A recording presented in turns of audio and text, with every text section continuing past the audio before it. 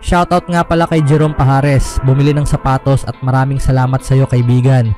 Karl Anthony Towns, naging emosyonal matapos ang laro. Inaalay ang laro sa kanyang yumaong na ina. Ahente ni Austin Reaves, winarningan ng Lakers sa pagsubok na i-trade si AR-15 at Warriors ito ang mawawala kapalit ni Jarrett Allen. Ngunit bago ang lahat, kung gusto nyo ng pangmatagalang basketball shoes, New Curry 12, mabibili lamang sa halagang $2,599. I-click lamang ang link sa comment section. Matapos pangunahan ang New York Knicks sa isang nakakagulat na comeback win laban sa Indiana Pacers sa Game 3, nagbigay ng isang espesyal na mensahe si Karl Anthony Towns para sa kanyang yumaong ina. Si Towns ay nakapagtala ng 20 sa kanyang 24 na puntos sa ika-4 na quarter habang binura ng Knicks ang 20 puntos na deficit sa Pacers upang manalo sa laro. Sa panalong ito na ibalik ng Knicks ang 2-1 series lead for Pacers, iniiwasan ang pagiging 0-3 at sinisigurado na babalik sa Madison Square Garden ang serye para sa Game 5. Ang panalo na naganap sa mismong araw ng mga ina sa Dominican Republic ay nagdala kay Towns sa paggunita sa kanyang yumaong ina. Shoutout sa nanay ko, sabi niya matapos ang laro. Nawala ang ina ni Towns dahil sa impeksyon ng COVID noong April 2020.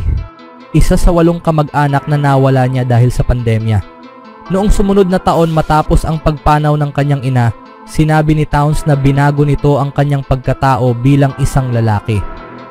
Simula ng araw na yon, pakiramdam ko naging mas malamig ako sa mundo, sabi niya, ayon sa NBC News. Kinuha ng mundo ang pinakamahalagang bagay sa akin, kaya wala na akong ganong klaseng damdamin para dito.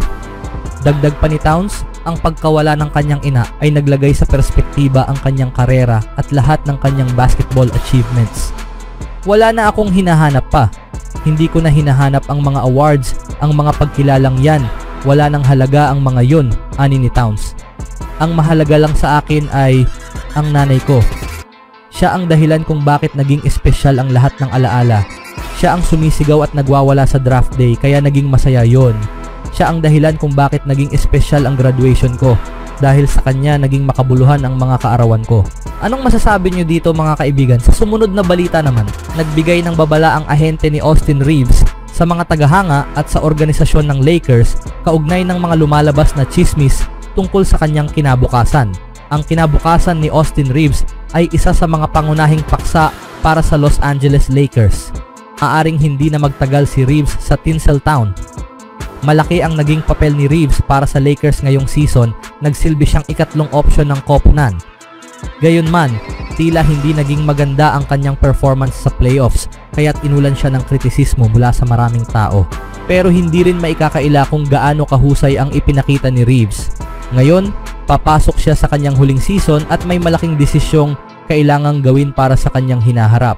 Hanggang $89.2 million lamang ang maaaring kitain ni Reaves sa kanyang susunod na kontrata sa Lakers. Mas malaki ang maaari niyang kitain kung papasok siya sa open market.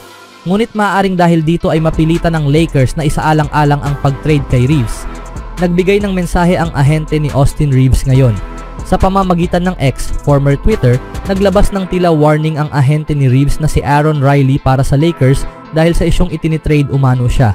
Nagbabala siya ng posibleng hindi inaasahang kaganapan sa paparating na free agency ni Reaves at sinabing ang Lakers ang mananagot kung itutulak nilang i-trade siya kapalit lang ng isang second string center. Next year is going to be a show. People really have no idea what's to come. Keep putting him in trade rumors for second string centers. Ang susunod na taon ay magiging palabas. Wala talagang ideya ang mga tao sa kung ano ang paparating. Sige lang, ipagpatuloy nyo ang paglalagay sa kanya sa mga trade rumor kapalit lang ng mga second string center. Ang pahayag ni Riley ay lumabas kasunod ng ulat na ang Lakers ay ikokonsidera lamang na i-trade si Reaves kung may available na high-level center sa merkado para sa Lakers dahil sa isyong isusuko siya. Mawawala ba sa Lakers ang kanilang ikatlong option? Napakahusay ng naging laro ni Reaves nung nakaraang season kung saan nag-average siya ng 20.2 points, 5.8 assists at 4.5 rebounds. Sa likod ni na LeBron James at Luka Doncic, siya ang naging pinakamapanganib na offensive player ng Lakers.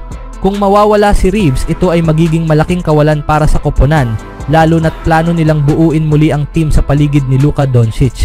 Magandang kombinasyon sina Doncic at Reaves bilang backcourt duo. May isang taon ang Lakers para suriin ang laro ni Reeves at magdesisyon kung karapat-dapat siyang bayaran ng mas malaki upang manatili.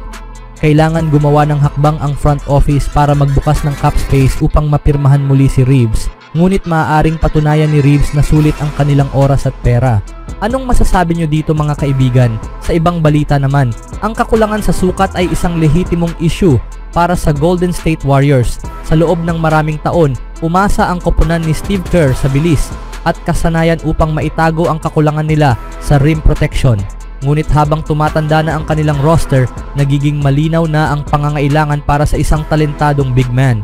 Sa isang kamakailang usap-usapan sa trade mula kay Jed Pagaduan, sa wakas ay may solusyon ang Warriors para sa kanilang pinakamalaking kahinaan. Ganito ang panukalang trade. Makukuha ng Golden State Warriors sina Jarrett Allen at Craig Porter Jr. Makukuha naman ng Cleveland Cavaliers sina Moses Moody, Gui Santos, Trayce Jackson-Davis at protected first round draft picks ng Warriors sa 2026 at 2028. Si Allen ay isang 27 taong gulang na double-double machine na magpapadali ng buhay para sa Warriors sa regular season, ayon kay Pagaduan. Hindi na kailangang mapagod si Draymond Green. Sa mga matchup laban sa higanteng kalaban, hindi na kailangang mag-double team ng agresibo dahil andyan na si Allen.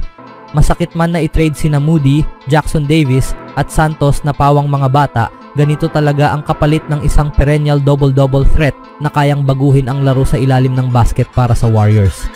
Ang pag-trade ng picks ng Warriors ay maaaring matalino.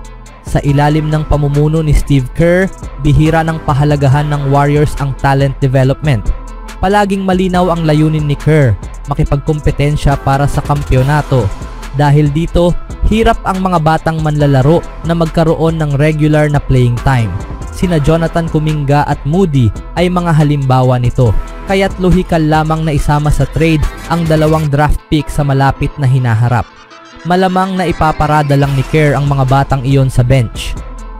Sa isang episode ng Run It Back, binatikos ni DeMarcus Cousins si Kerr dahil sa kakulangan ng interes nito sa pagdevelop ng bagong henerasyon ng NBA.